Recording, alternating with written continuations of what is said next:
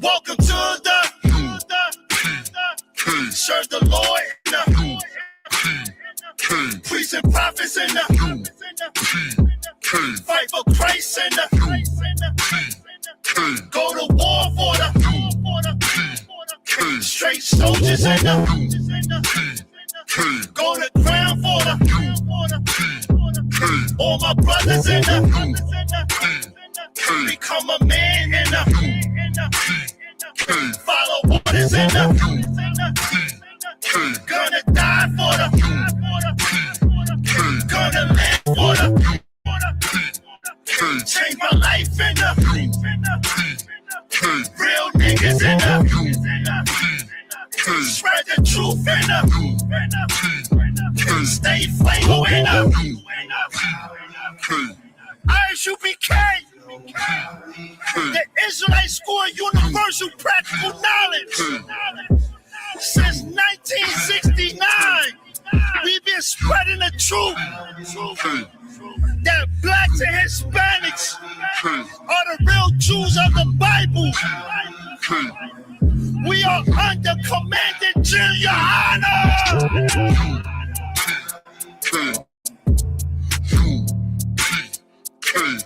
It's a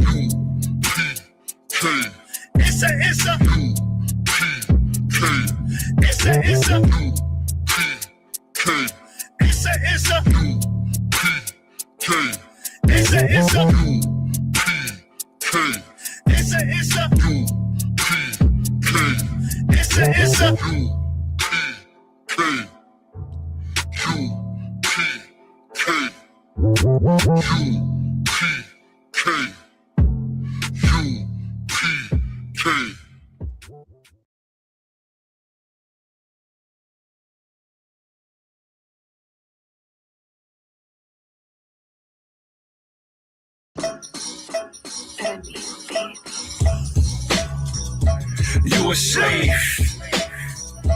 You a slave. You a slave. Think you free. You a slave.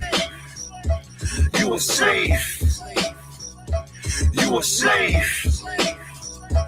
You a slave. Think you free. You a slave.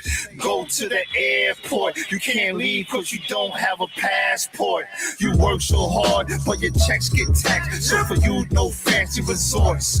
You a slave, your baby mama a bitch. So you in family court. You married a bitch. The crimes in your head will have you in criminal court. Don't forget police killing niggas like it's a sport.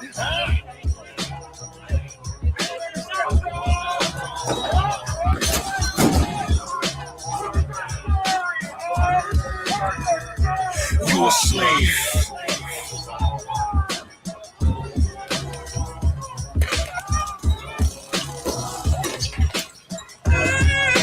Go for my Hispanic brothers, life is real. The white man rough and macho. Trump got ice on the block. No more corn and tacos. Niggas ain't eating, that's why they flocko. The crime against my people feel like it's never gonna stop. Yo, serve the black guard, the only solution that we got. Yo,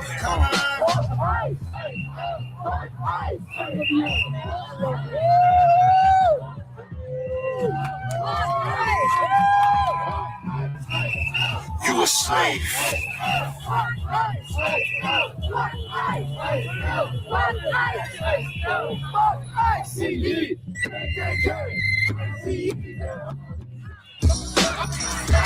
You a slave. You a slave. You a slave. Think you free? You a slave. You a slave. You a slave.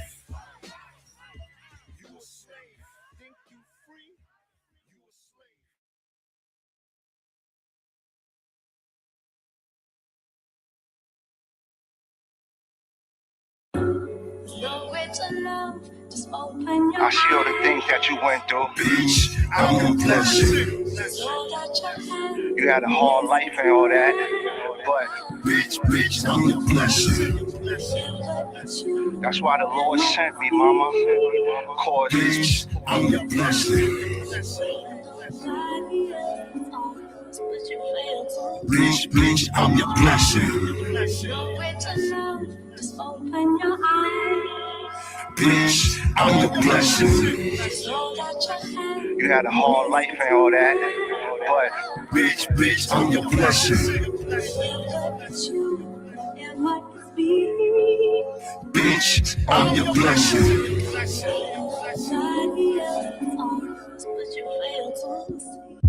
You didn't know I was a blessing. I demand full attention. Every word is a message. Every beat is a second. Every day is a lesson. You either happy or stressing. You either angry or mad. And suffering from depression. I'm Usher Raymond. Let me hear your confessions. Aggressive with the scriptures, making sure the kingdom destined. Me and my brother repping. We do it for God. We don't think about your questions.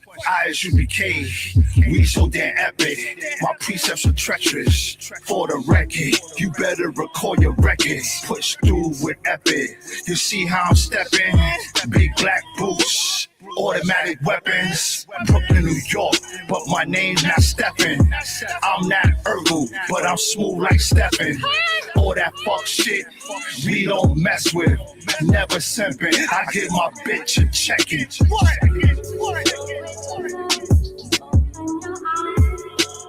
Bitch, I'm your blessing. Bitch, I'm your blessing.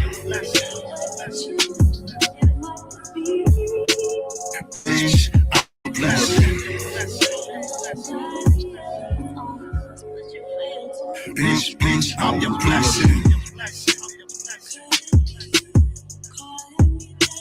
Bitch, I'm your blessing. Bitch, I'm your blessing. Bitch, I'm your blessing.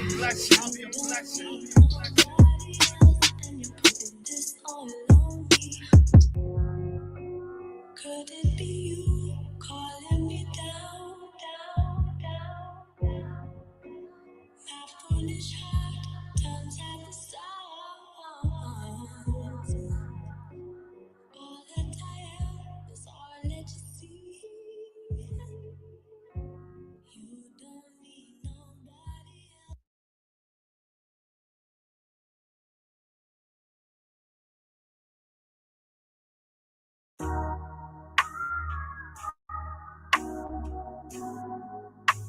I told my demons I'm serving the Lord.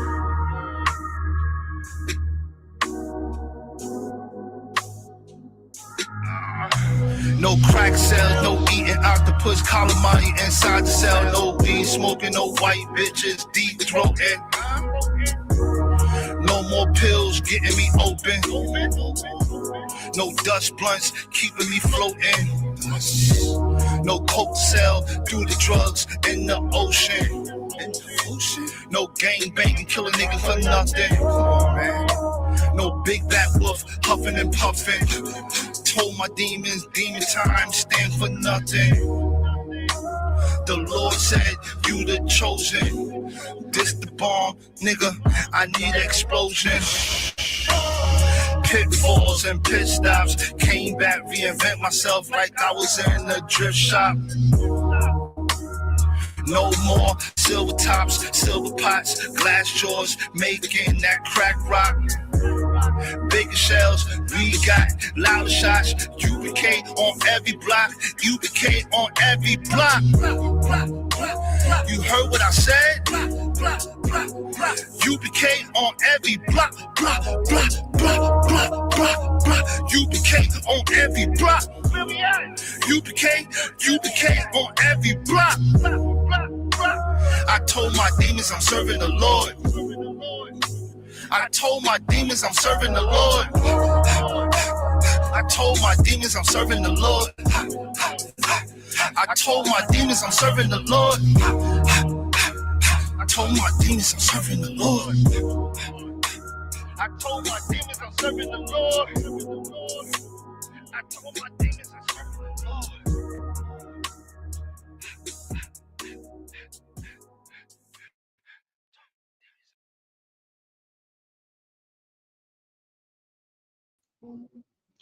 All right. Sign Christ, give it up for the Lord. That's all Christ. Yeah, big up to my man Kawak, man. Kawak got some good music out there. Big up to my man Kawak. More importantly, this is the Israelite School of Universal Practical Knowledge. I'm preaching officer 5000 Shalai Yalla. We'll hold down the brotherhood class today. You know, so me and my main man, he's gonna be on the boards. Preaching officer 1000, Shaul, holding it down. We all know what brotherhood means. We all know what it's synonymous to. It's, sisterhood as well. You understand? If you've been tuning in for the past couple of weeks, we've been talking about marriage and how it forms, that union forms the root to build up the community, building up this brotherhood and sisterhood. We also spoke last week about building a wall. We went into Nehemiah's wall and how we gathered together and built that wall to keep the imposters out. The same way we do in the UPK, go out there and build this wall to keep all of the culture vultures and gentrifying and all of the the drugs and pollution and scum that infiltrates our community. You understand what I'm saying? Everything we speak about, of course, is about brotherhood, which is essential to the growth, of this nation. When I say this nation, it's about the 12 tribes of Israel. You see what's going on out there with ICE.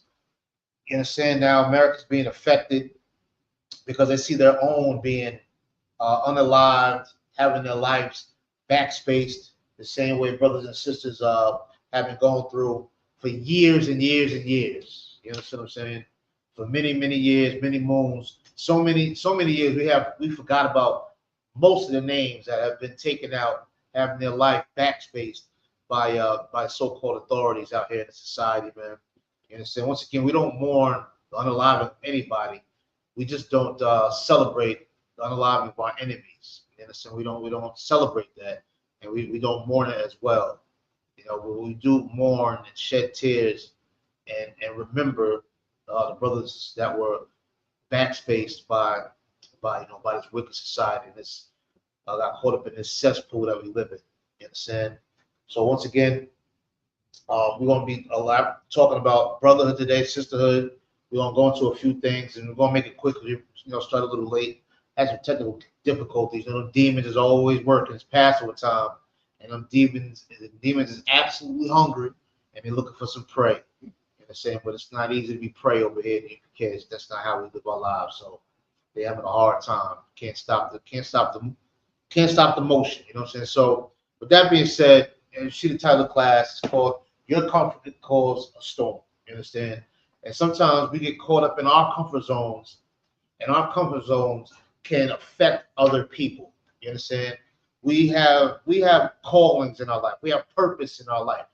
You understand? And when you avoid your purpose, when you avoid knowing the thing that you need to do, but you get caught up in, if you do this, you might lose this, or it might make you look this way. You might, you shy away from it and stick to being safe. Stick to your comfort zone. Your comfort zone is nothing but a cage with soft walls. You understand? You stay in your comfort zone, and when you stay there, it affects other brothers and sisters. You understand? It affects them. It's no different from saving a life. You might want to jump in there and save somebody from drowning or something like that, but you don't want to get wet. Or somebody might fall on the ground. You don't want to pick them up because they might sue you, because if you pick them up, they might dislocate their shoulder or something. Some hesitation to help somebody else, to lend a hand to someone else. And when you hesitate and stay in your comfort zone, you show a lack of compassion for the rest of your brothers and sisters that need you. You understand? You may think that nobody needs you, but the Most High God put you on this earth to serve your brothers and sisters. Your life, and our lives rather, is not ours. This body is a lease or a rental. We're going to give it back. You understand? This is not our life. The decisions we make don't just affect us. The actions we take don't just affect us. It can affect other people. And we have to keep that in mind with every decision that we choose to make, whether it's right or wrong. We have to understand that there's plenty of brothers and sisters that's incarcerated right now because they made the wrong decision, and now they have to deal with the fact that their mothers, their girlfriends and boyfriends, their husbands and wives, children have to make these trips and these journeys to go see them in this disgusting, filthy place that they have to reside in because of the crime they committed. You understand what I'm saying? These are some of the effects of brothers and sisters that may be strung out on heroin or cocaine or something. Now the child has to suffer, the family has to suffer and go without enough food, without enough food or clothing or shelter because it has to feed into this habit. Your habit is causing destruction. You understand what I'm saying? So you have to act. Look at these disgusting, filthy pimps that we call pastors. Their words cause our people to err. You know what I'm saying? To cause error, to divert off of the path of truth. You understand? Their wickedness, it affects us as a people. You understand? That's why we have this so-called high crime rate and this hatred for each other because it's fueled by the Christian church and the Muslim mosque and anything else outside of these walls of Israelite School of UPK. You understand what I'm saying? So the decisions we make affect others. When you make good decisions, they also affect brothers and sisters in a positive way. You understand? So we have to be aware of the decisions we make. And we have to know that we have a purpose, and we have to make sure that we fulfill our purpose and fulfill our calling. You understand what I'm saying? And you know what your calling is. Your calling is not to be a mailman. You understand? Your calling is not to be a custodian. Your calling is not to be the best painter. Your calling is to assist, elevate, and push up and lift up your brother and your sister. That's what you're here for. How do I know that? Because we serve a king that lived the life for other people. He could have took his perfect life, his blessing, and went on about his business. He didn't have to think about a filthy piece of dirt like myself. You understand? He didn't have to think about anybody. We serve a selfless king. You understand? We serve a selfless king. So therefore, how can we be selfish? How can we be in a comfort zone when we serve a king that had to wear a crown of thorns, get pierced in the side, get beat? You understand? For doing nothing, get beat for us. You understand?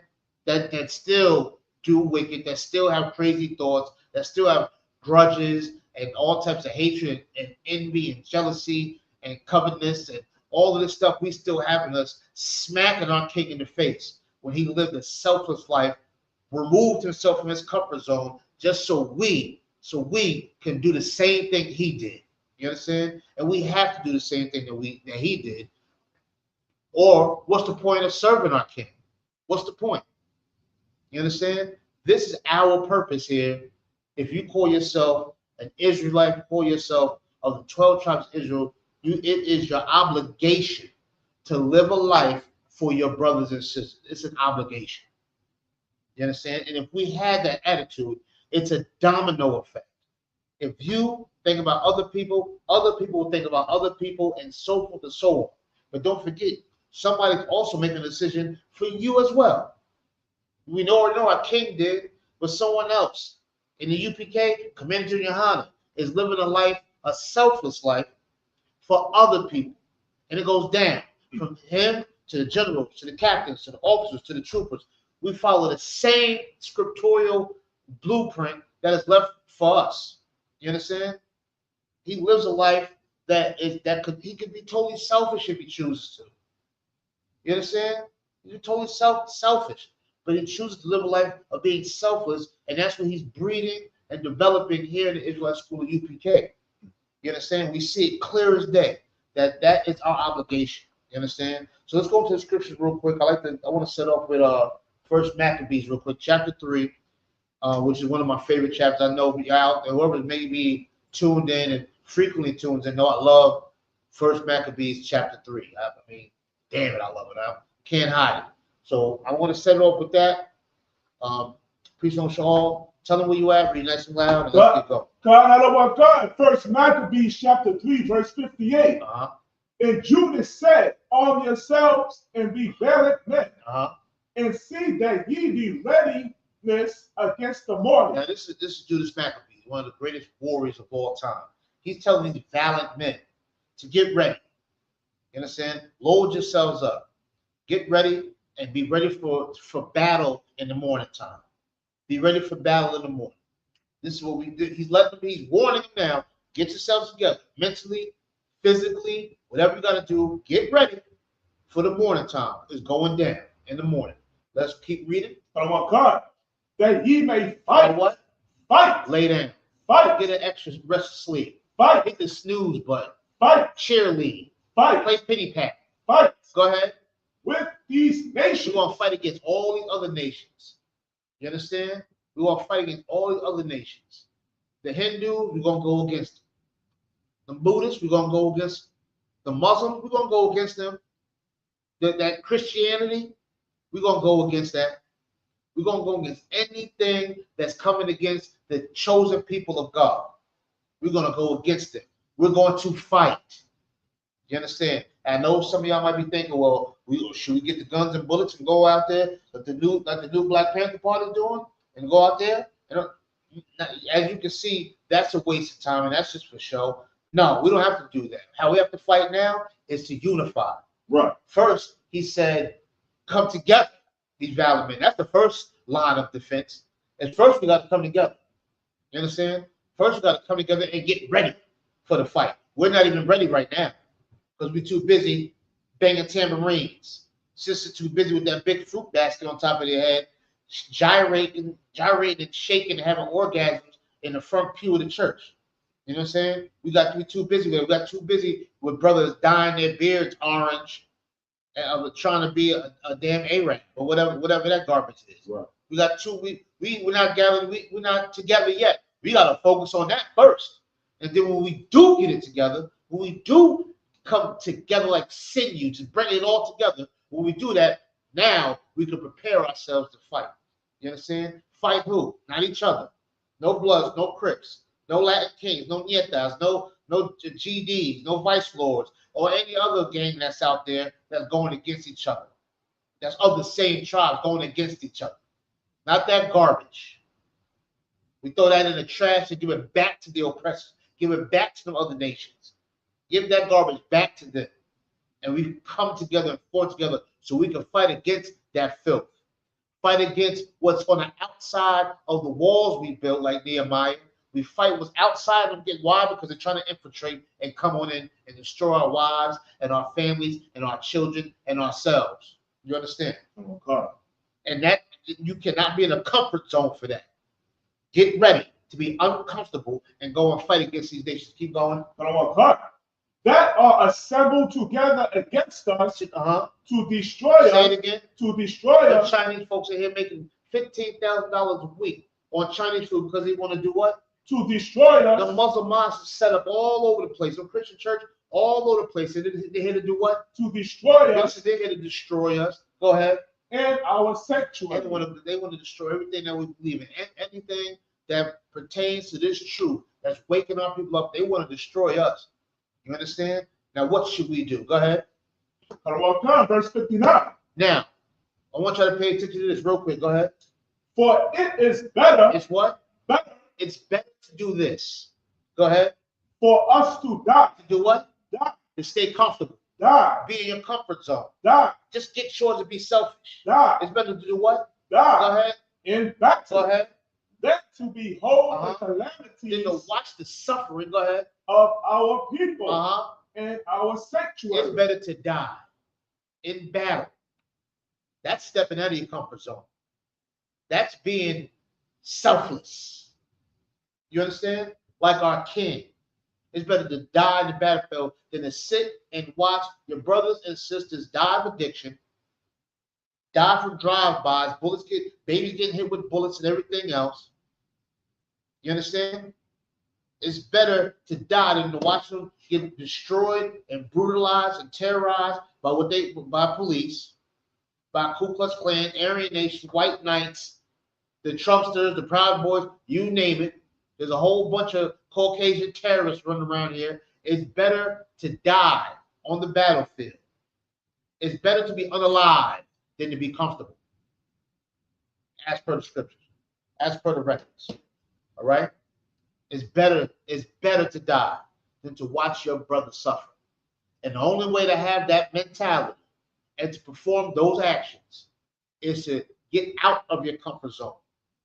Don't let your cozy, well furnished and carpet apartment make you too cozy to go outside to them bricks, to go outside in the cold. You understand? To go outside to where you got to shed blood, sweat, and tears, to where you got to give it up, to where you got to let it go, all for a stranger, all for someone you don't know. All the brothers who was in Hebrew Academy, it was told by General Muhammad, we do that for the brother and sister eating out the garbage can. Okay. That's why we suffer. You understand? That's why we suffer. To be certified. You understand? To be selfless. To step out of your comfort zone. You know, to hurt. You understand? This is why the Most God gave us the Day of Atonement. Right. To suffer. No food, no drink. Suffer. And put a damn smile on your face with it too. Smile when you suffer for your brother. Why do we have the feast of unleavened bread? To suffer. To remember the suffering that we went through. You understand? This is a part of our culture. To suffer for each other. Right. You understand? It got nothing to do with no damn comfort zone. You understand? Now let's go to the book of Jonah. Okay. We're gonna go to Jonah. We're gonna speak on Jonah today briefly. Well, hopefully not briefly. We got some time. All right. We're gonna go to the book of Jonah. Now, everybody who knows about Jonah, I'm sure you heard the story 1,000 times. Well, you're gonna hear it 1,001 times today. All right. Jonah was called to do something similar to you and I. You understand? But he fell into a comfort zone. He didn't think nobody else deserved the comfort that he had. You understand? He was a little arrogant. He didn't want to follow orders. He didn't want to be obedient to the Most High God. And he had to learn a lesson. And that lesson has been recorded in the records for us to go over right now, 2,000 years later. Why? Because we still have some Jonahs out there. You understand? We still got some Jonahs out there. And you got to ask yourself, do you have some Jonah in you? Do you know some Jonahs? You understand? Let's kick it off. We're going to go to chapter 1, verse 1, and let's set it off, right? Let's try to follow along the best way we can. God. Jonah chapter 1, verse 1. Now the word of the Lord came unto Jonah, the son of Amittai. Now that's obvious. Go ahead. Saying, verse 2, arise, go to Nineveh. Nineveh. Arise, go to Nineveh. That great city. That great city. You all know some great cities. Chicago, New Orleans, New York City, LA. You understand? Miami. You can name them. Just keep naming them. You understand? A lot of great cities out there. You know what a great city is. Go ahead. Baltimore, all of that. Go ahead. And cry against it. Go out there and speak to them. You know what I'm saying? Speak against what they do in the same way we do in the UPK. Go out on them streets and cry loud and spare none. Go out on them corners and cry loud against the principalities and the garbage and this wicked society. Go out there and cry against it. Go ahead. For their wickedness is come up before me. Now they're doing more wicked than they're doing righteousness. They're not listening to the Most High God. Being disobedient children out there in New York City. Being disobedient out there in Richmond, Virginia. You understand? Out in Detroit, Chicago, and St. Louis, in New Orleans. You understand? Right. They're being disobedient out there. They're being disobedient out there in Jackson, Mississippi. You understand? Being disobedient down there in North Carolina, South Carolina, all in place. Being disobedient. We're going to go out there, we're going to cry against that because they're doing more wicked than they're doing righteousness. That's right. As they're ordered to do righteousness. Right. They're not listening. Go out there and say something to them about it. Go ahead. But I want God, verse 3. But say it again. But, which means, hold on. When you hear but, now something's about to go wrong. He got an order to do something, But, go ahead. But Jonah rose up to flee unto Tarshish from the presence of the Lord. But, instead of listening, but Jonah got up and he got the hell out of Dodge. He said, do what? Go out there and cry the hood for what? All right. Pew! Gingerbread man, catch me if you can. He got the hell out of Dodge. Now, how disobedient is that? The Lord told you to do something, and you thought you couldn't escape from the Most High God. You got to be out your damn mind. And Jonah must have been crazy. Right. They ain't had no K2 or nothing back then, did they? He must have been out of his mind. You know, he must be, he like the Lord can't see him, he fled.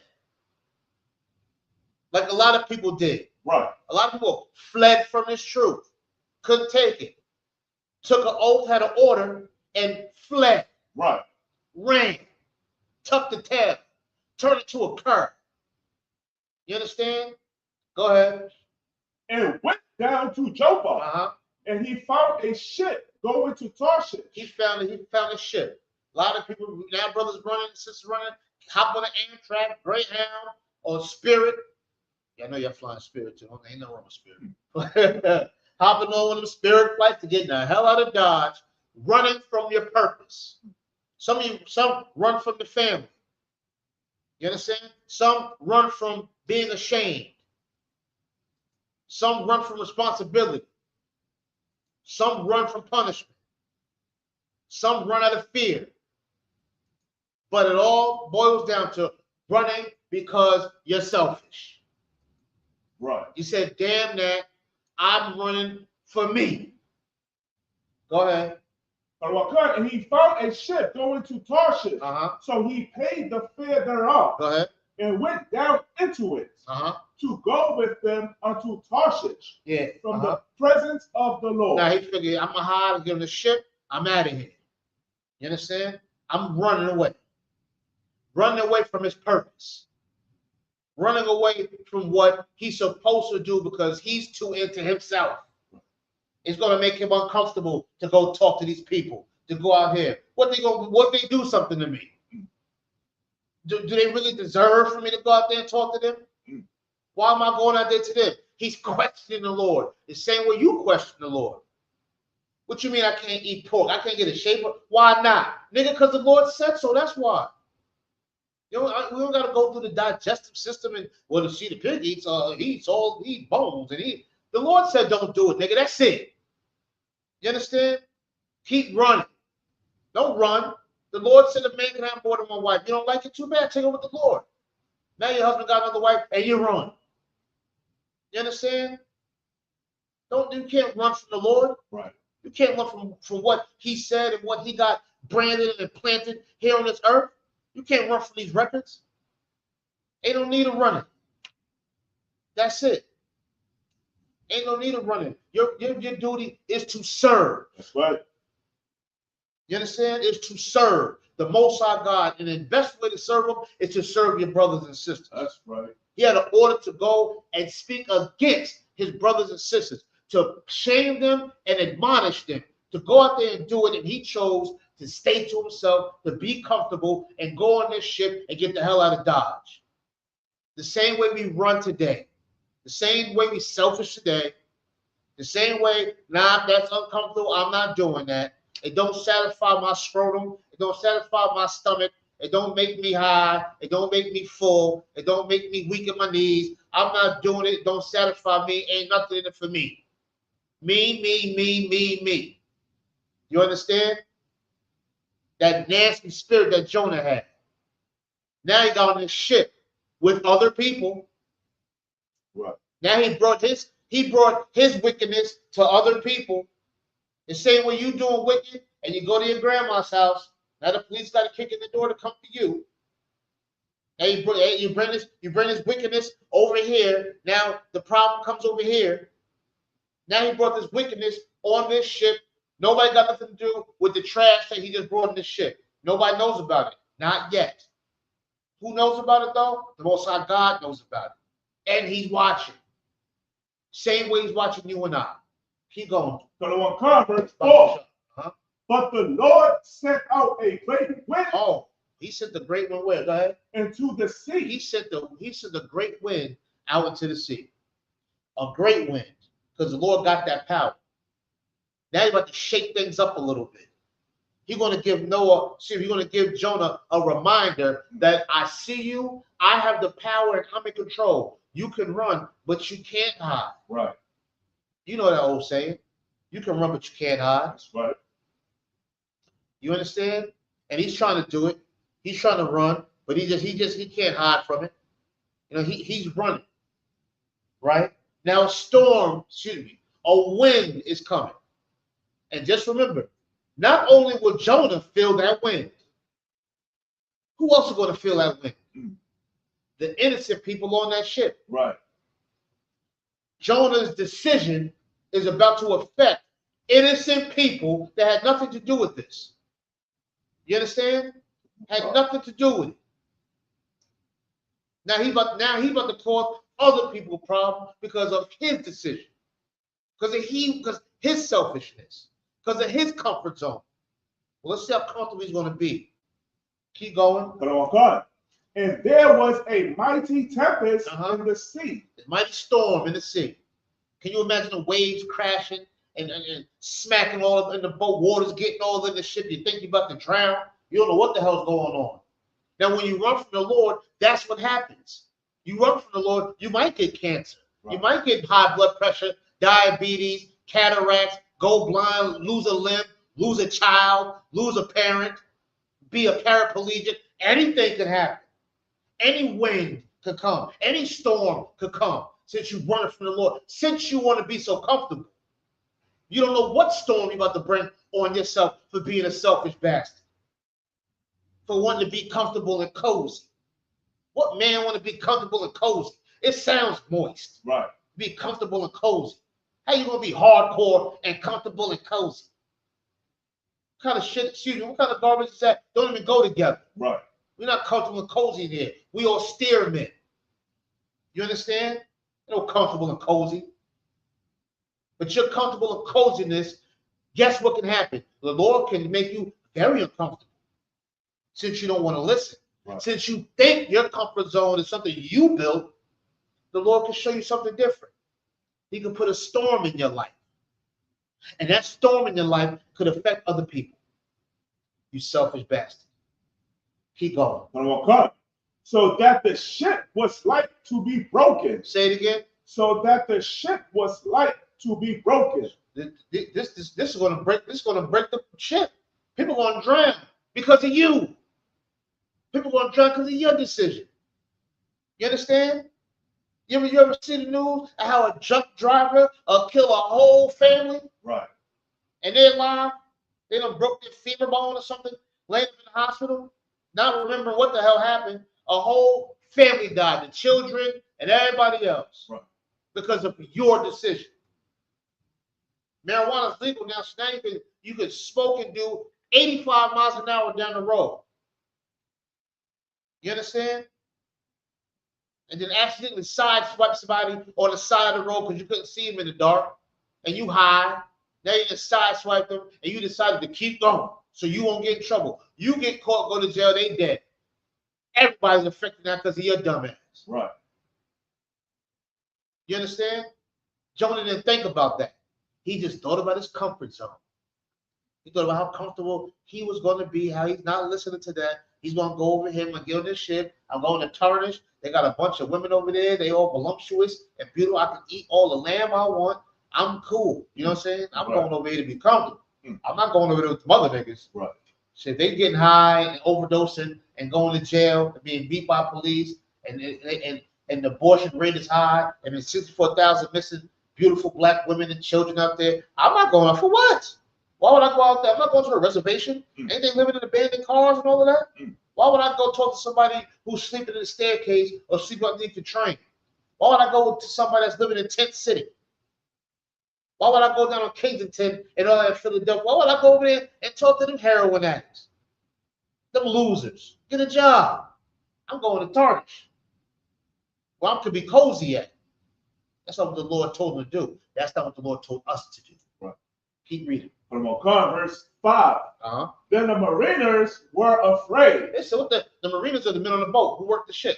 What the hell's going on here? What is this?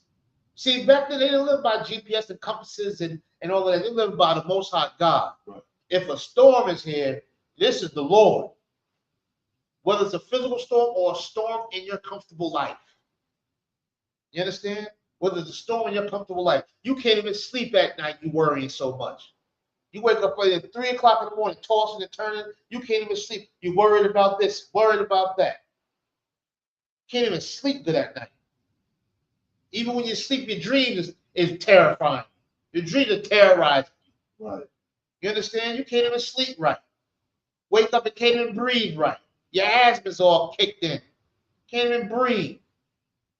You understand? Any storm can come, anytime, because of your selfishness, because of my selfishness, and it could affect somebody else.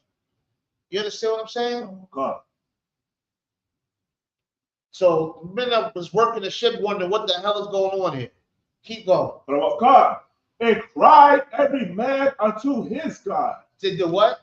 And cried every man unto his God. Everybody started praying and yelling and screaming, talking to their God. You understand what I'm saying? They get the rambling now. Everybody's on the ship, all types of people on this ship, and everybody's in a panic now. This storm is here, about to break the ship. We about to die. Go ahead. And cast forth the wares that were in the ship into the sea, to lighten it of them. They figured out, let's throw some of this stuff off. Let's throw some of this stuff off. Maybe this will work. Let's throw it off. They panicking now. Just imagine you being in a ship, storm is hitting and smacking. You're about to break the boat. You about to go down. You understand? The Titanic. Right. And you ain't in no damn Titanic. You in a small little boat. It's a fisherman's boat. Right. And it's smacking and waving and things are going haywire. Just like your life is haywire right now. You understand? Just like it's haywire right now at this very moment. That's it. If you think about it, something's wrong. Spinal problems, bone problems. You understand? Somebody just died of an overdose in your family. Right. You understand? I was talking to a brother not so long ago where his mother just committed suicide. This is a grown man in his 50s, and his mother committed suicide. His mother, an elderly woman.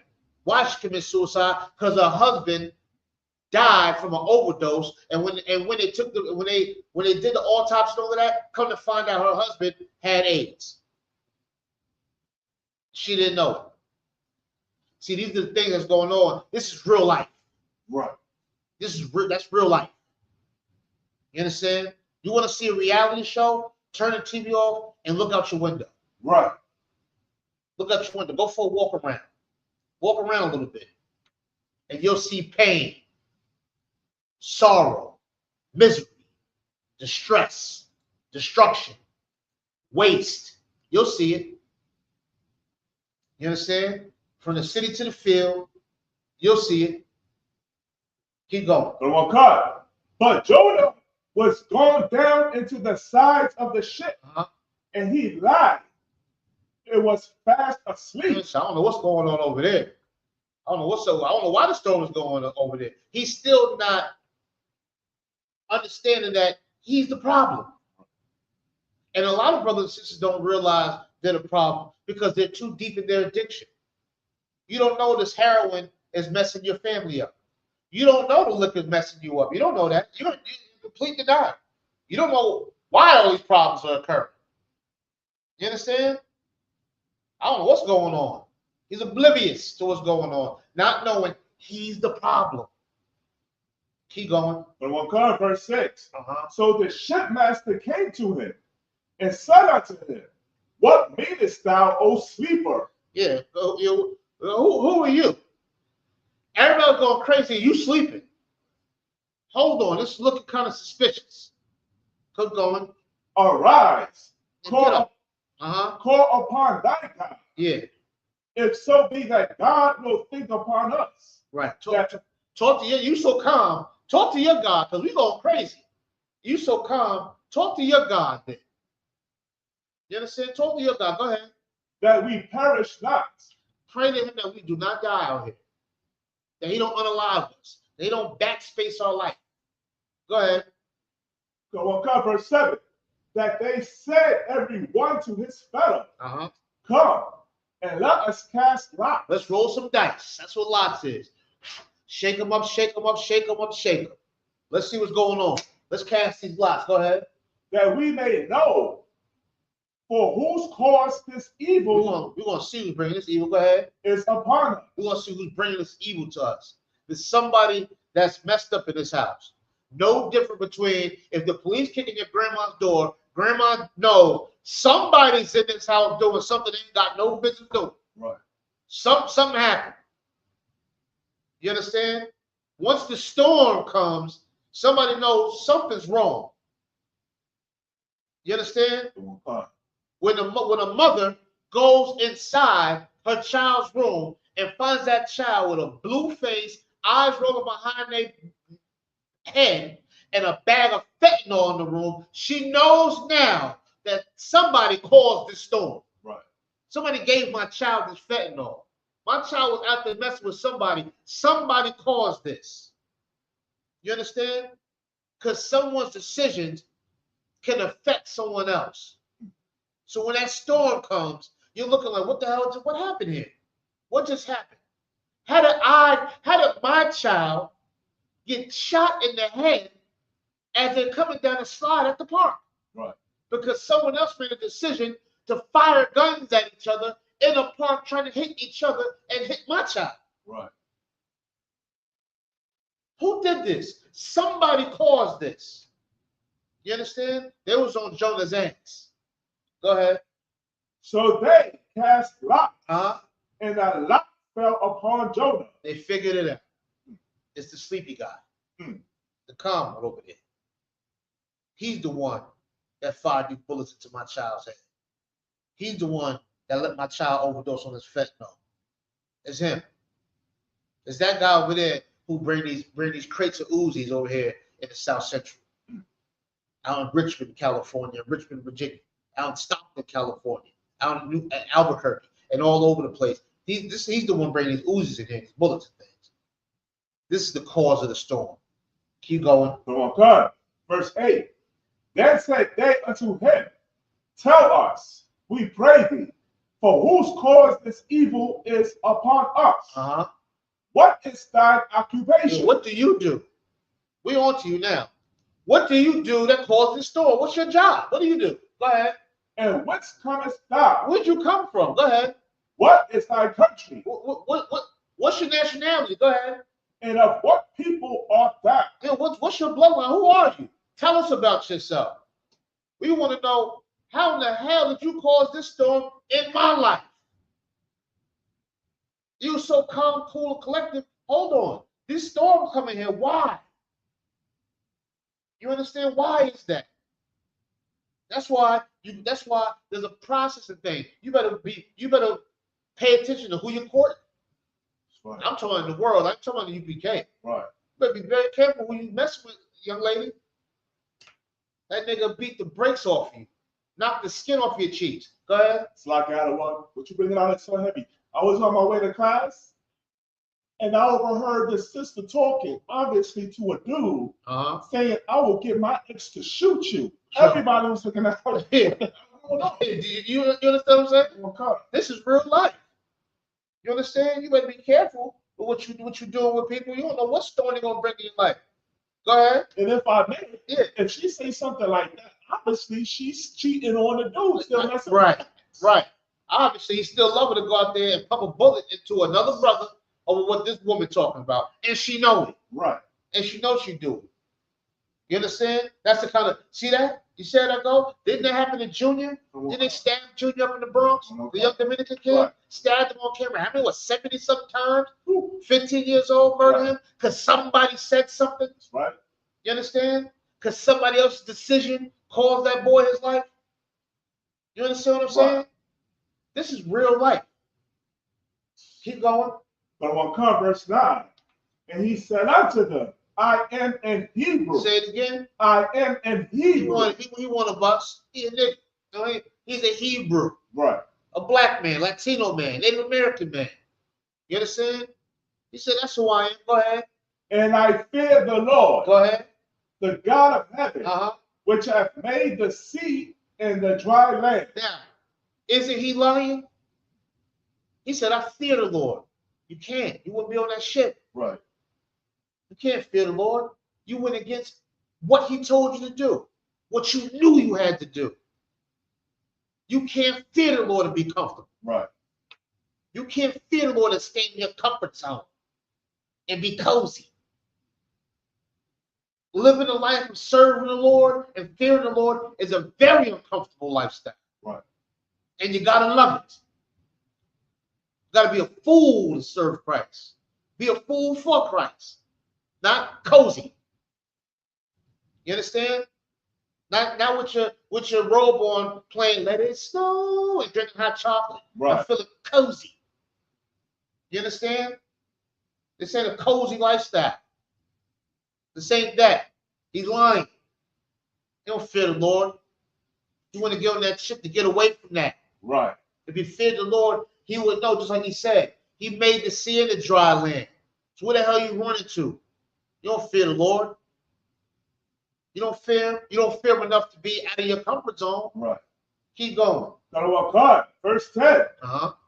Then were the men exceedingly afraid. Go ahead. And said unto him, Uh-huh. Why hast thou done this? Why did you bring that here?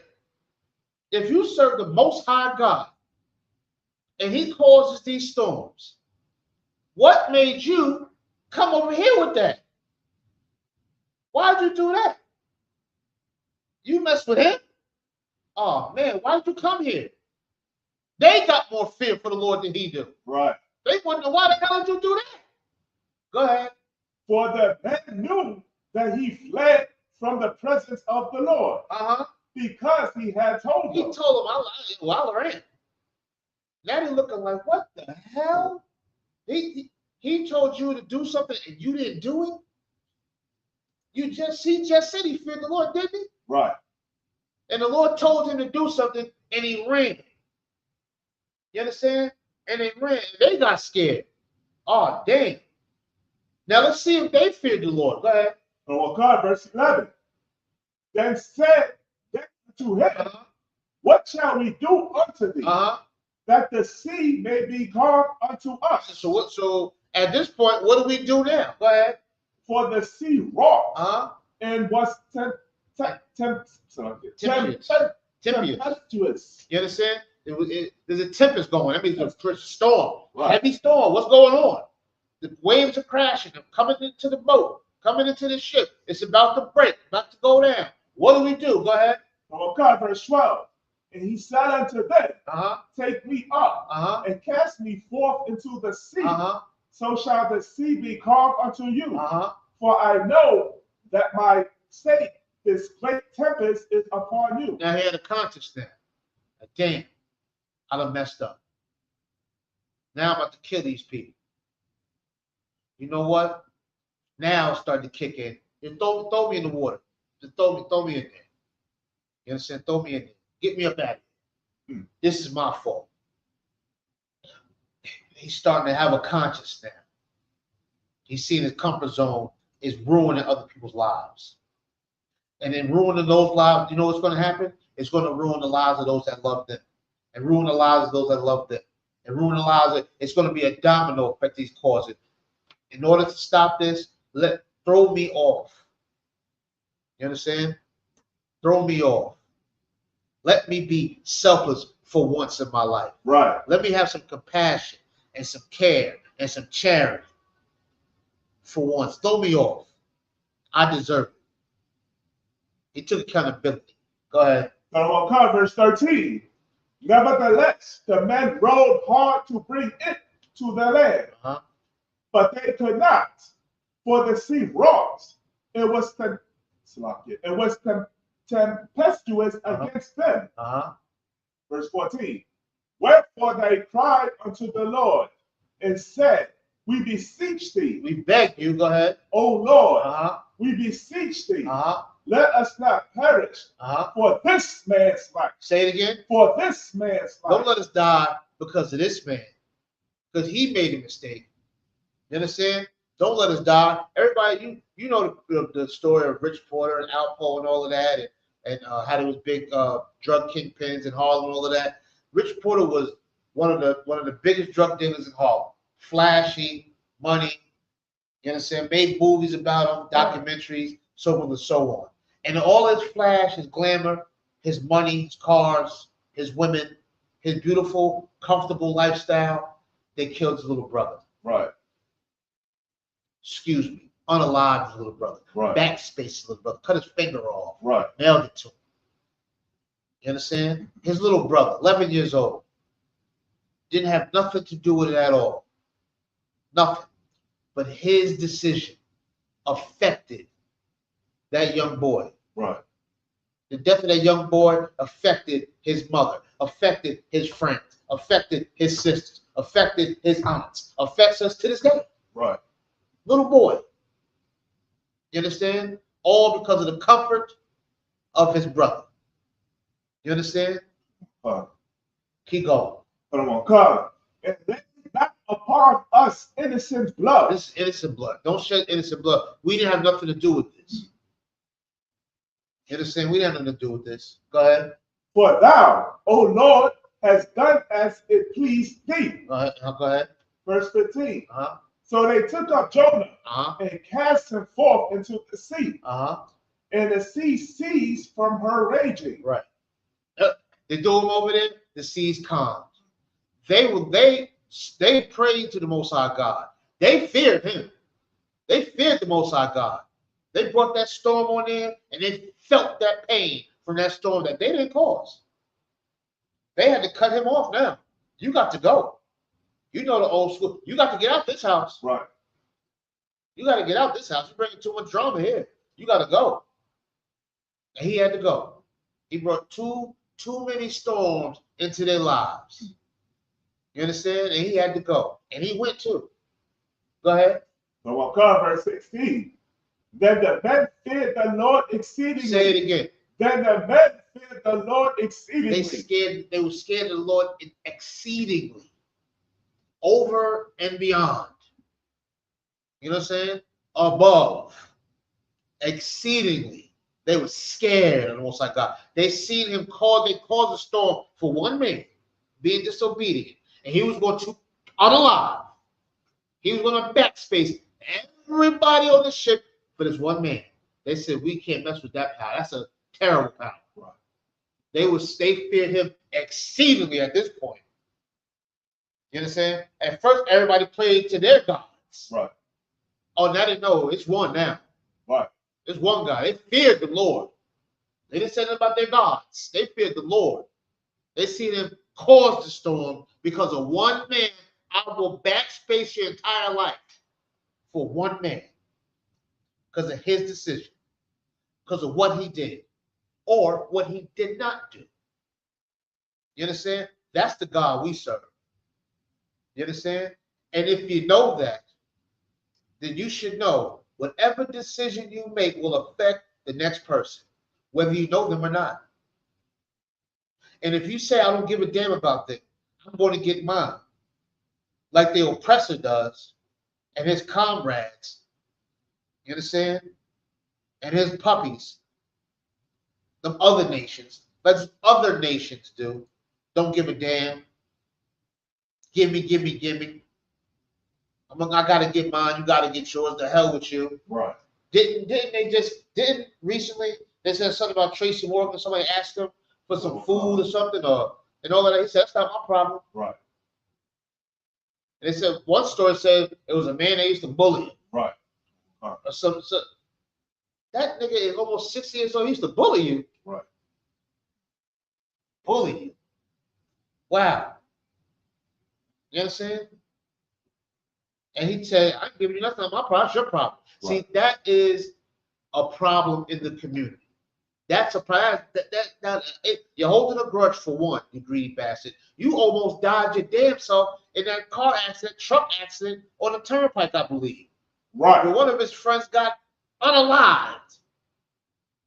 And you mean to tell me you witnessed your friend get unalive and not any compassion still didn't sink in your heart to give a brother a meal or whatever it was? And you're going to tell her, that's not my problem. I feed my kids and all, whatever. That's something the oppressor does.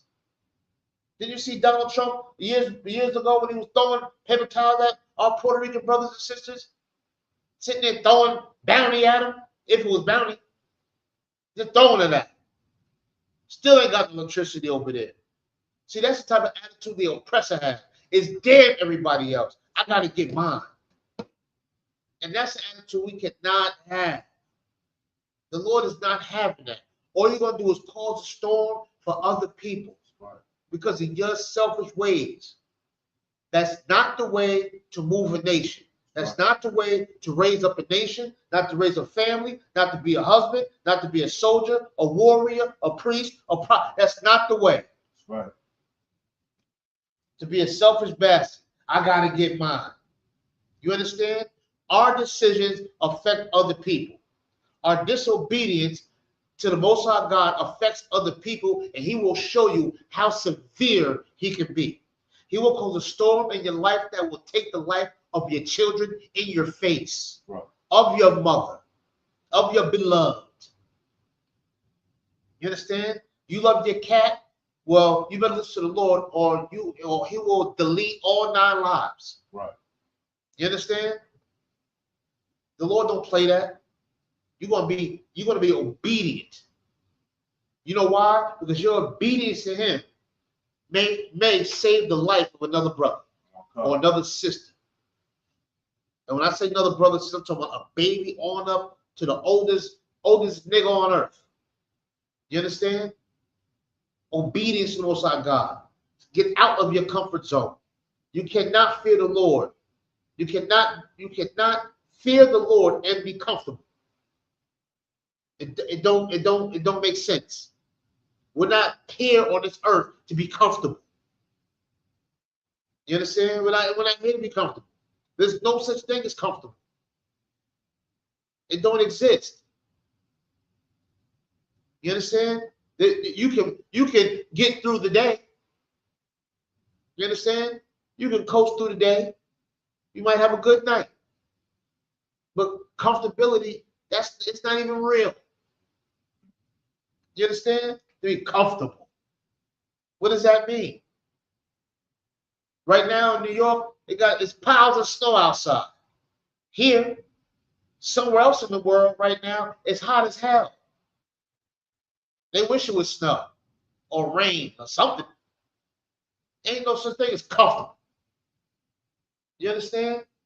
Was that it? Sir. Go ahead. And offered a sacrifice unto the Lord and made vows. Yeah, they made vows to the Lord to serve him. They seen how real the Most High God is. They know what Jonah knew, but didn't act on it. You understand? Luckily for them, the Lord spared them, and they was able to see the power of the Most High God. You understand? Keep going. Now I'm going to come, verse 17. Uh-huh. Now the Lord hath prepared a great fish to swallow up Jonah. Yeah, a great fish. Now Christians say it was a whale that swallowed him and all this other. It was a great fish, which means it was a very big fish. And let's not act like this cannot happen, because it was an account where a man was in the belly of a whale. Wasn't he in the belly of a whale or something? Or some go ahead. It was a whale, right? When he went down to the belly of the whale. You know what I'm saying? And somehow the whale spit him out. This can't happen. It's not like this ain't no non-fiction movie of Orca or no whatever the killer whales or whatever garbage on television. It's real life. It can happen. It did happen thousands of years ago. It can happen today, which it did. You understand?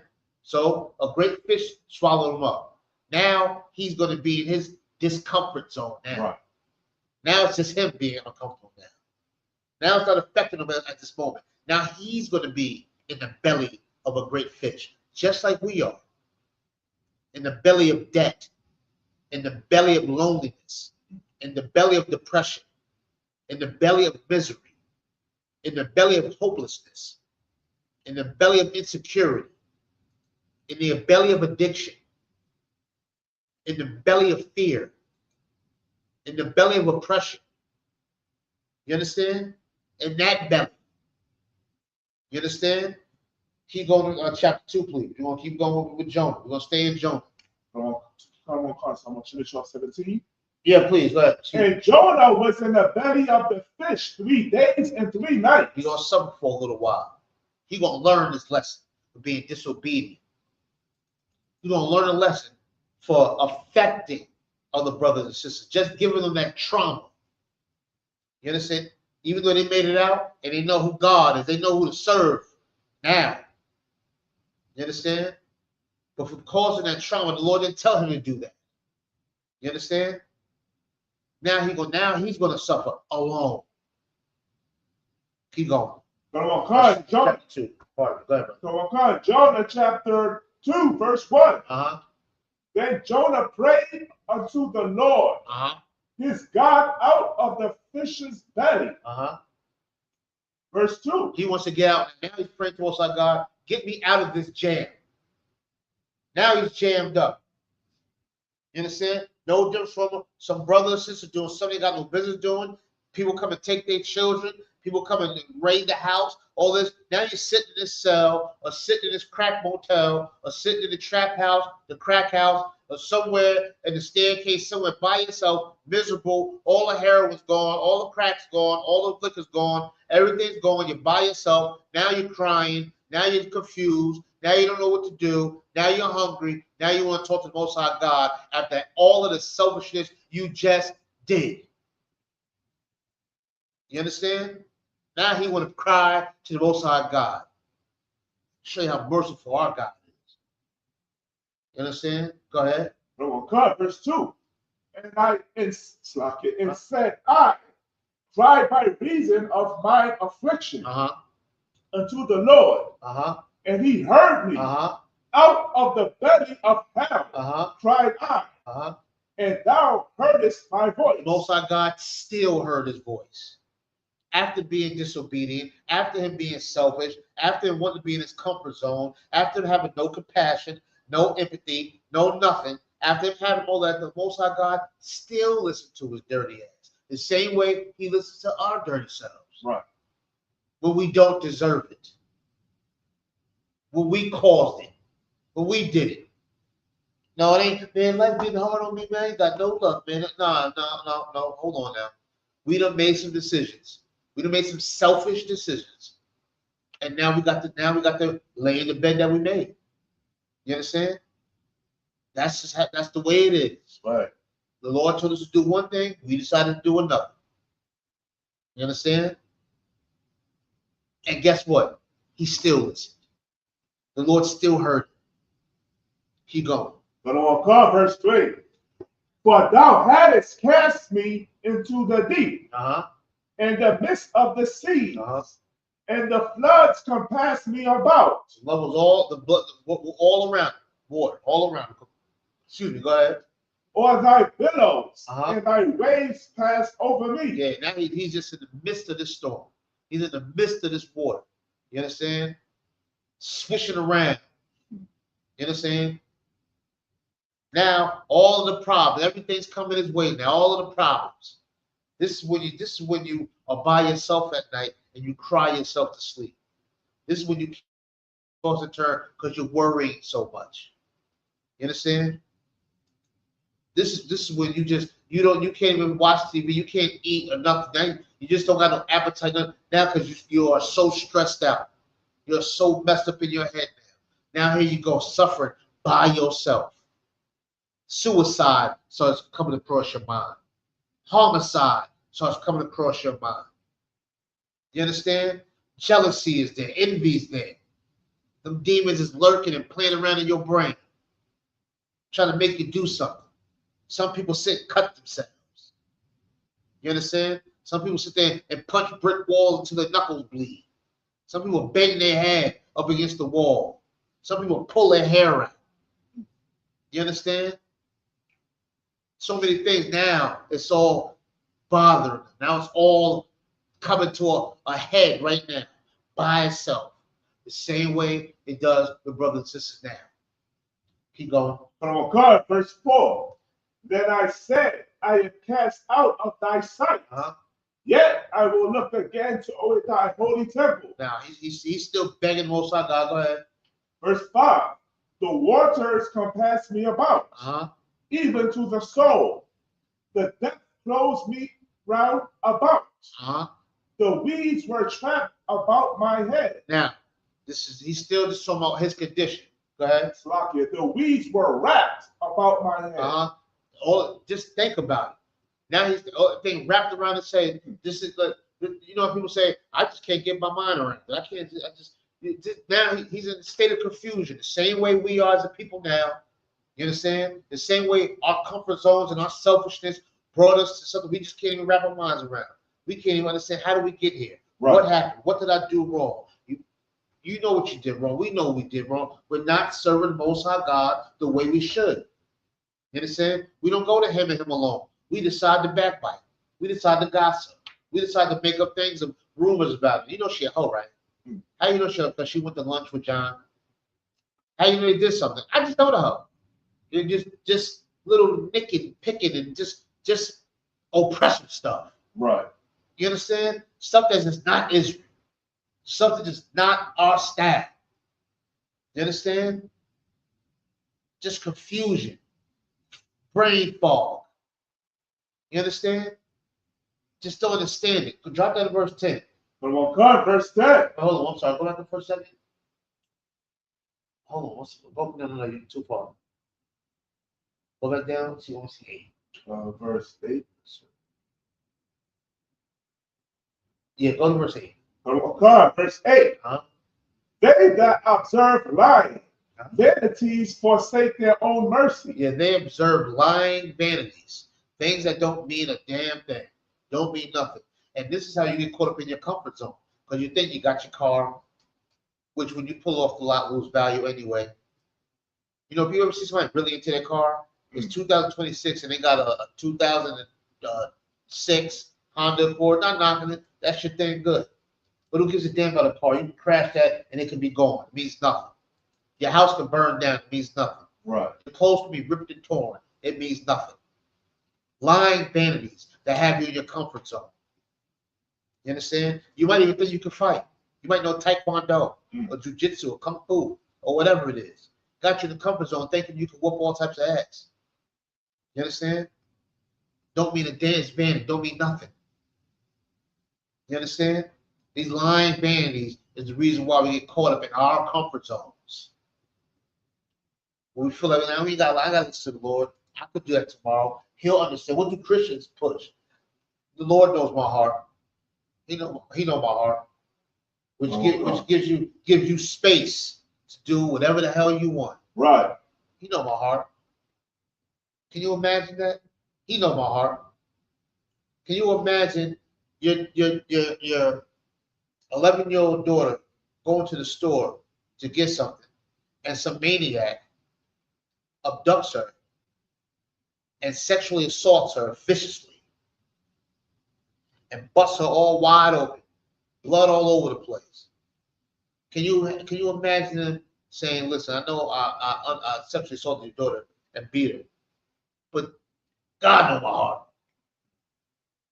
Yeah, he knows your heart by what you do or what you don't do. You understand?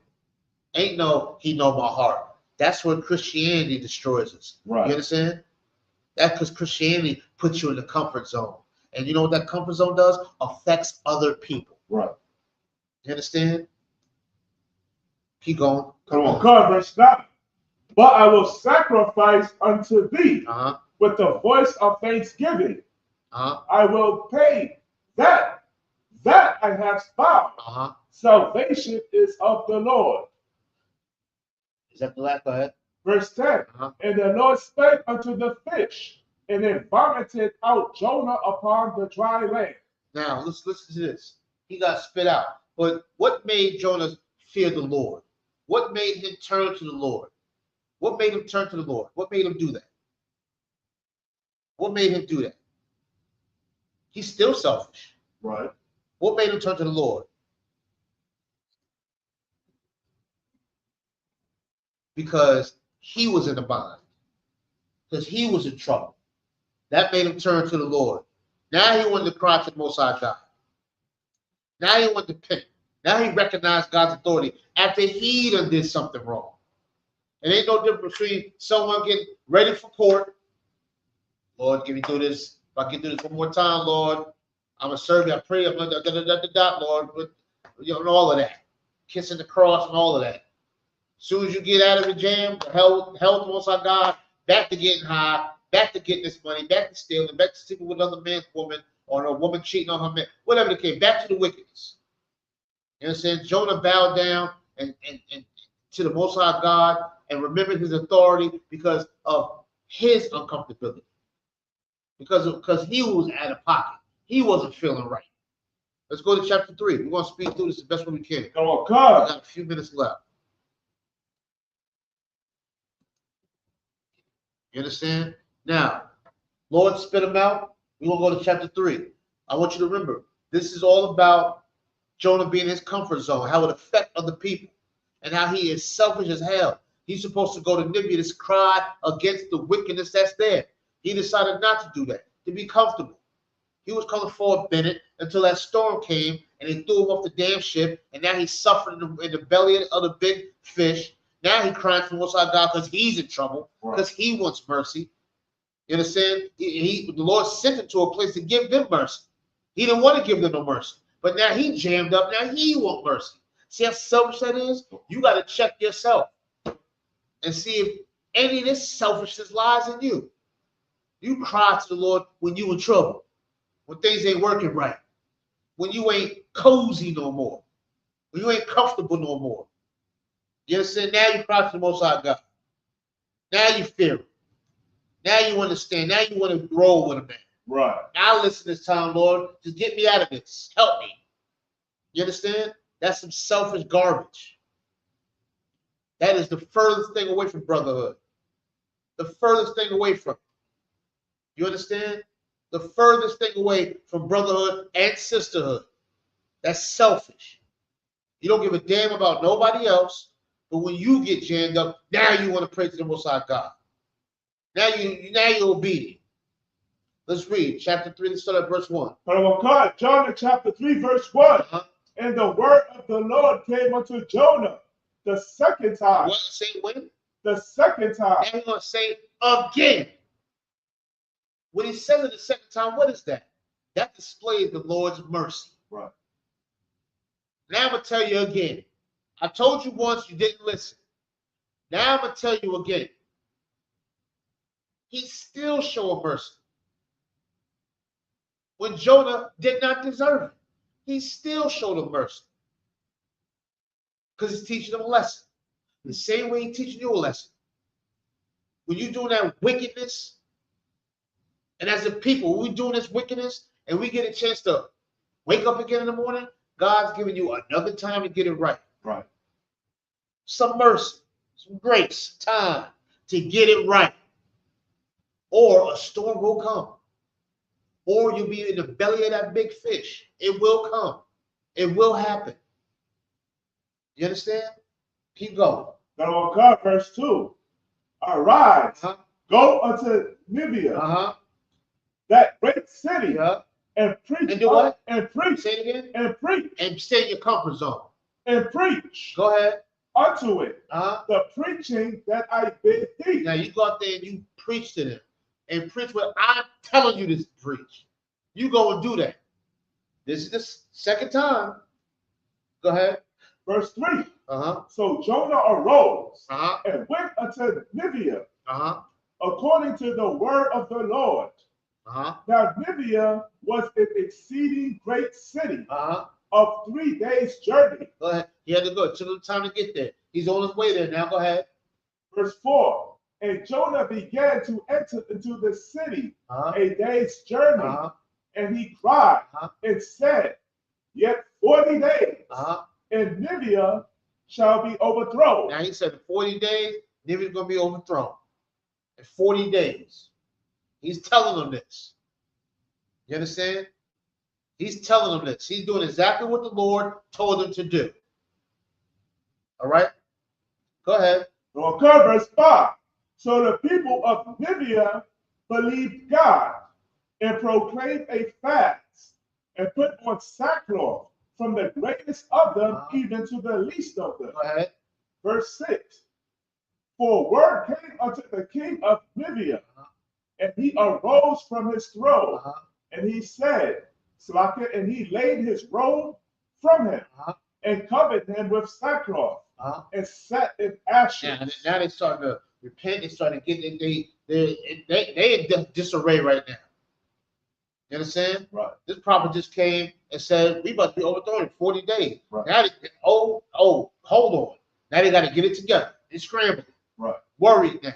But they got to get it together. Now they're gonna get it together now. They know all this wickedness is about to come to a head now. Oh, damn. Right. We got to get it right. Go ahead. Verse 7. Uh-huh. And he caused it to be proclaimed and published through Libya. Yeah, let everybody know. Go ahead. By the decree of the king and his nobles, say, let neither man nor beast, herd nor flock, taste anything. Let them not feed nor drink water. Don't eat nothing, nor drink nothing. You understand? It's a public service announcement. Murphy's Law, King, all this is kicking. Don't nobody eat or drink nothing. Man, beast, nothing. Nothing. Go ahead. Verse 8.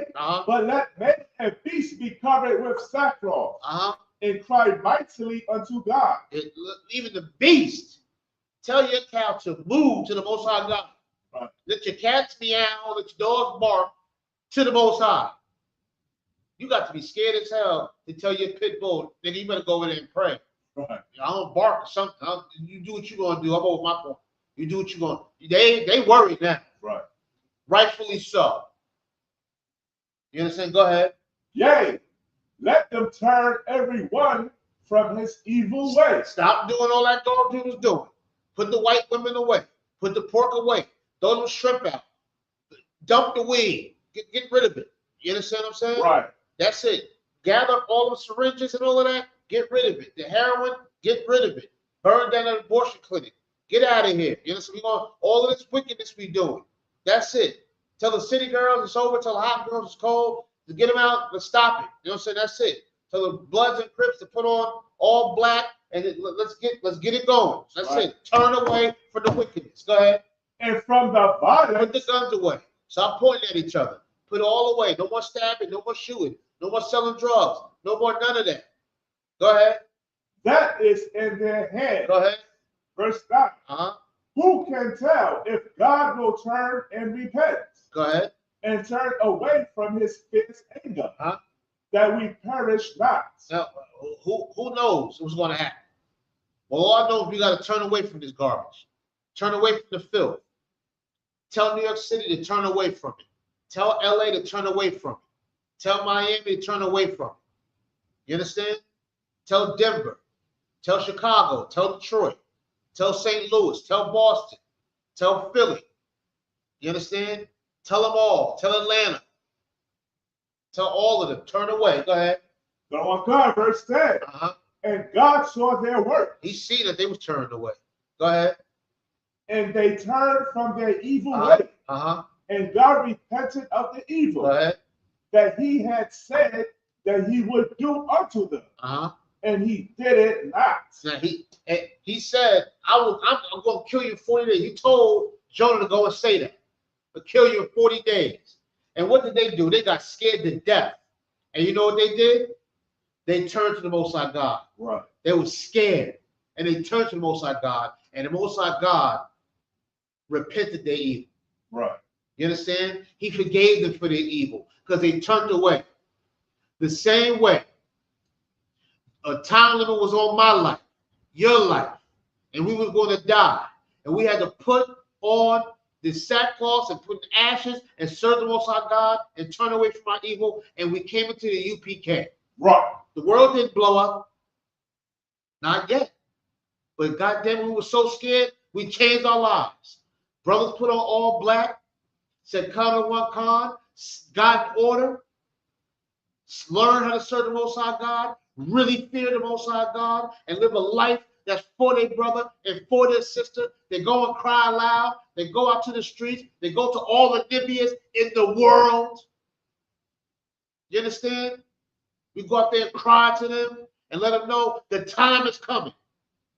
We will be destroyed if we don't turn away from that. You understand? And we turned away, just like they did. And we got up in these ranks and here in the UPK. You understand? And the Lord repented our evil. You understand? Jonah did exactly and said exactly what the Lord wanted him to do. Now, that's being selfless. Now that's serving the Lord.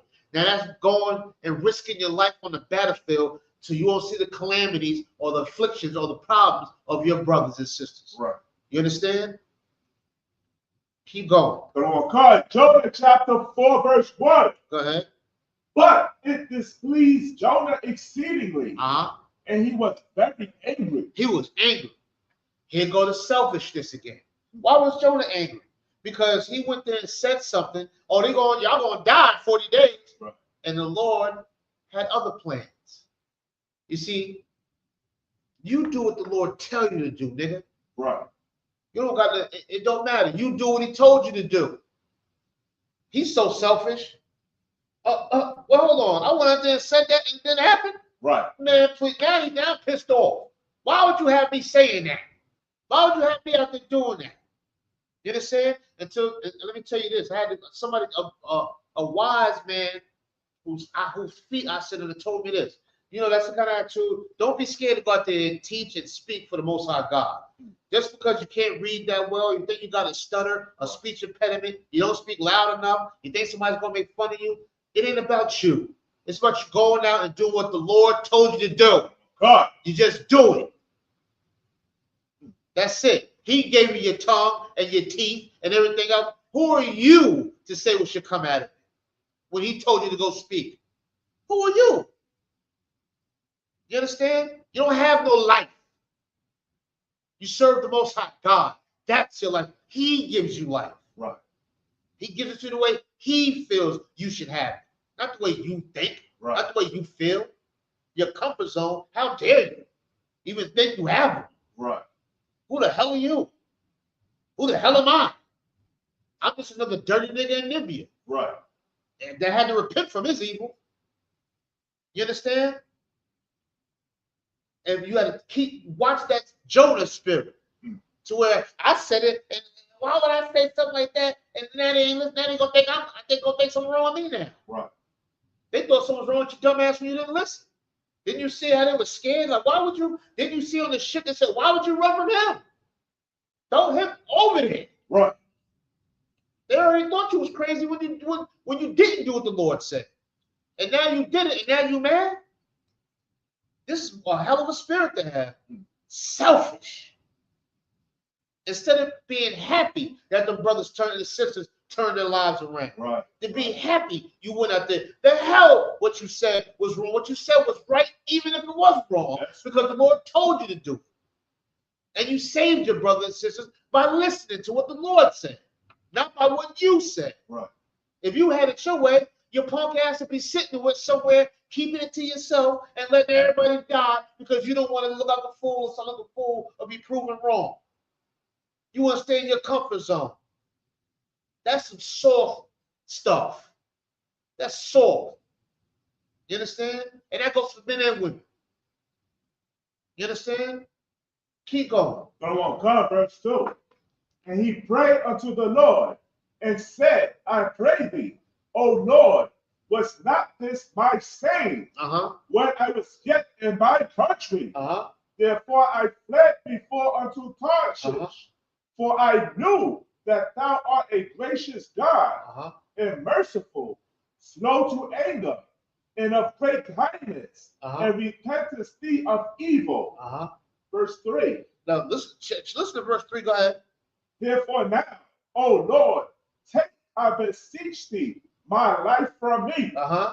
For it is better for me to die than to live. Just because he said something to the people and it didn't go the way he thought it should go, he said, I'd rather die. I'd rather die. In other words, I'd rather die than listen to what than to come to terms with what you said I should do, I'd rather die. Now they're gonna look at me like I'm crazy. I'd rather be dead. Right. This is one hell of a, this is some, to talk to the Lord like this. That I listen to you, and I'd rather die now. Right. For listening to you. That's basically what he's saying. Drop down to 6 real quick, because we're running out of time. So on God, verse 6, and the Lord God prepared a gourd and made it to come up over Jonah. Gourd's like a plank. Go ahead. And it might be a shadow over his head. To keep him cool. He put a shadow over. He's speaking against the Lord, being rebellious, so to speak. Being rebellious. I'd rather die than have to listen to what you said. Right? Now he's traveling, he's hot now. He's sitting underneath a shadow. The Lord brought him some shade as he's in this heat. Right. As he's sitting there wallowing in the heat. The Lord still gave him shade. Go ahead. To deliver him from his grief. Does it stop him from being hot and sweating? Maybe having a heat stroke. The Lord still gave him some shade. Why? Go ahead. So Jonah was exceeding glad of the gourd. He was so happy to have some shade from being hot. He was so happy to have that shade. Thank you, Lord. Now he's thankful again. Hot. No heat stroke. No dying from dehydration. Go ahead. But God. Verse 7. But God. But, there goes that but again. Go ahead. But God prepared a word when the morning rose the next day. Go ahead. And it smote the gourd that it withered. Now, and he was in his comfort zone again. And the Lord sent the worm to do what? Get rid of that comfort zone now. Get rid of that comfort. You was happy now. You was hot as hell. About to have a heat stroke and die of dehydration. You was mad at God because it didn't go your way.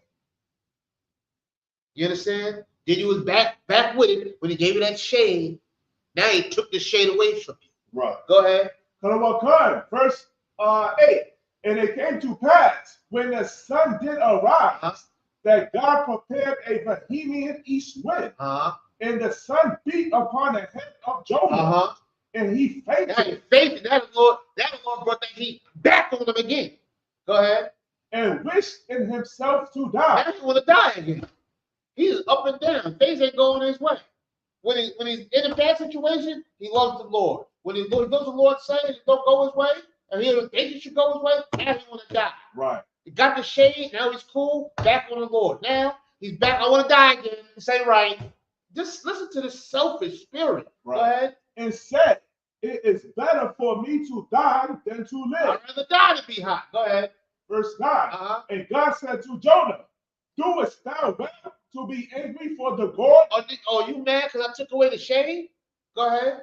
And he said, I do well to be angry even unto death. Angry until death? Go ahead. Verse 10.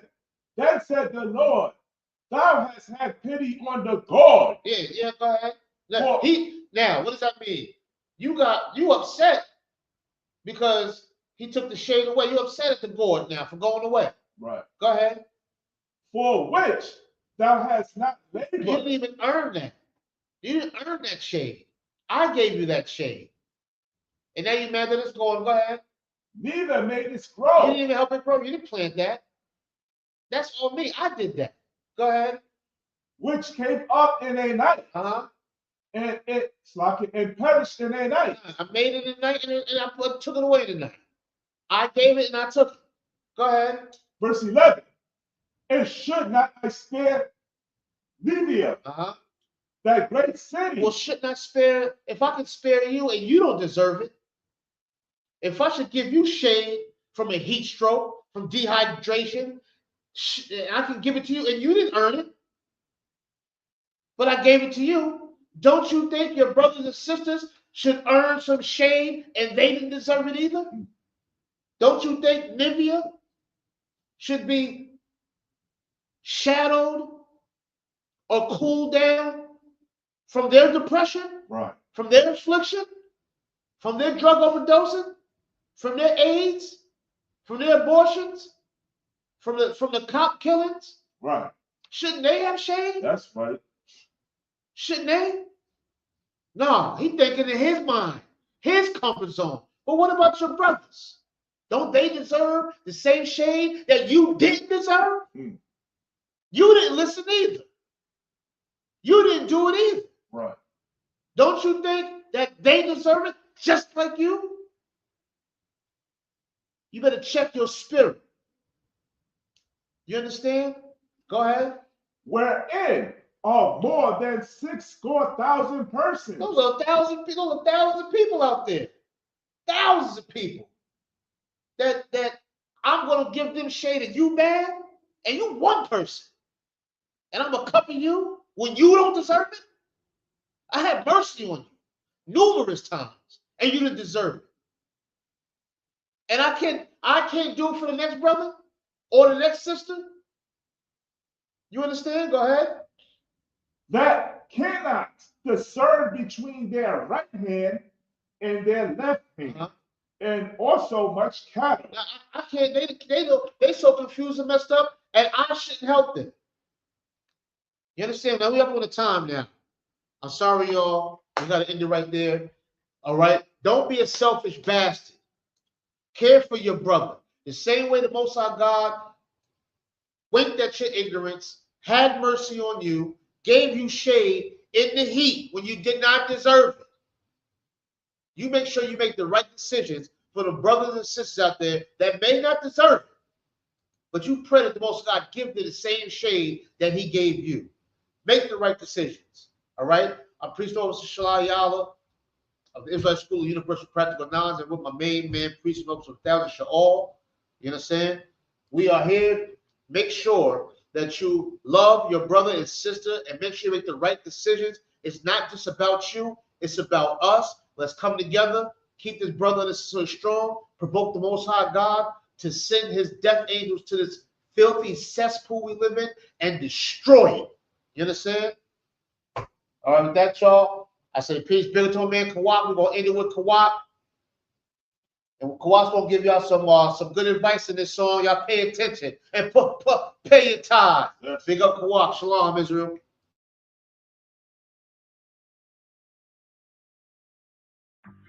Money.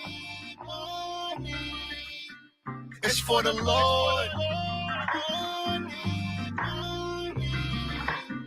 It's for the Lord. Pay your tithes when you get your money. Pay your tithes when you get your money. Huh? Pay your tithes when you get your money. Pay your tithes when you get your money. Money. Pay your tithes when you get your money. Money. Pay your tithes when you get your money. Melchizedek met Abraham returning from the slaughter of the kings. Abraham gave 10th of all his things. When a Christian rob God, that's a Christian robbing me. But you want to say, how does a Christian rob thee? Money. The pastor is robbing me. Money.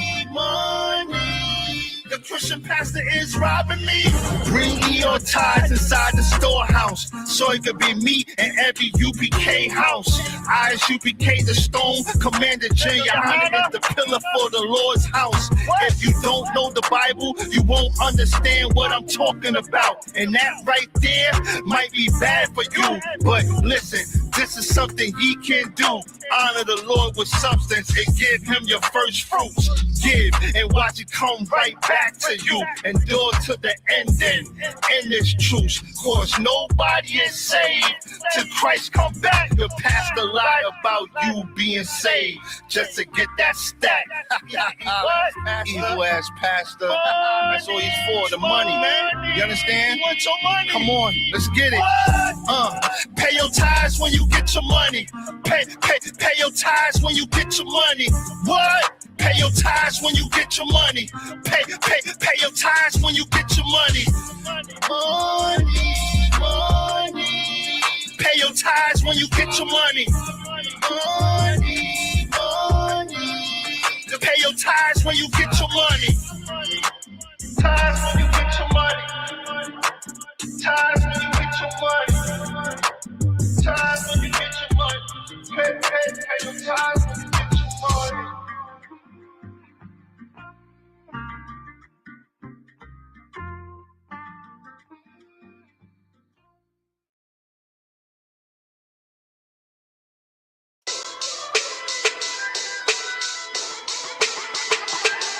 right at it.